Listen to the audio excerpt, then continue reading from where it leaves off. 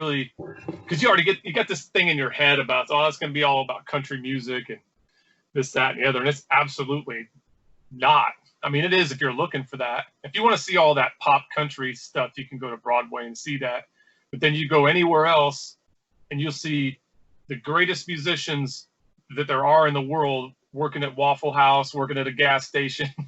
Tell me I'm wrong, Rich. No, that's like Vince Gill has a famous saying. He's like, Nashville, the place where the guy who parks your car is a better guitar player than me. You know? It's true. Yeah. I mean, it really is. It's really kind of scary. I mean, how good everybody is there. They come from all over this part of the country for sure. A lot of guys go to New York or LA to play music, and but people come from a large part of the United States. If they're the best person in their town, they know they need to go somewhere else where they're not in order to become better. And they come here, and this town is the humbler, man. You can go out. It's so hard.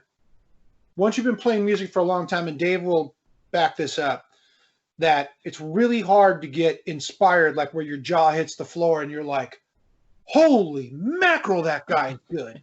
Like really where it really just makes you shake your head, like you can't believe somebody that is just playing stuff that's so fresh and so creative and inventive that it just makes you excited about music right then and again. And here, that happens with more regularity than any place else I've lived in my life.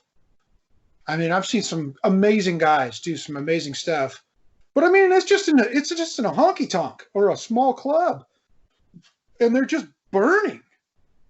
I mean, J.D. Simon, Matt Lee, all these guys, Daniel Donato.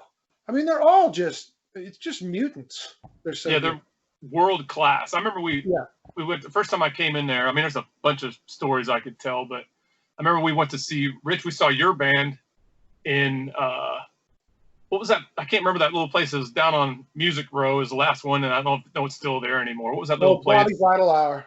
Yeah, and no, this is how tiny, and that what just give you an idea. This is all I need to say. The only beer they have in there was Pabst, and his band was ripping it to the fucking floor. I mean, they were just like tearing it down, and there was like 6 people in there, including me. And I was just like, holy freaking crap. Like we get done and like a few people would clap, and the owner would be like, hey, Rich, you play that one thing that you do, the called hee-hee-ha or whatever. And they just start playing. And I was just like, I couldn't even believe it, man. And it's everywhere. Yeah, that's a cool place. I mean, the beer there is super cold. Dave, they have Bush Tolls as well. I'll let you know. What? It's like there's no beer on tap. It's all like cans and tall boys, but it's super cold. That's what's important. That's what's important. It's like my buddy Chelvis, who plays bass with me all the time, and he's a good guitar player too. But he's like, I'm like, what's your favorite beer? He's like, cold. What's your second favorite beer? Free. You know.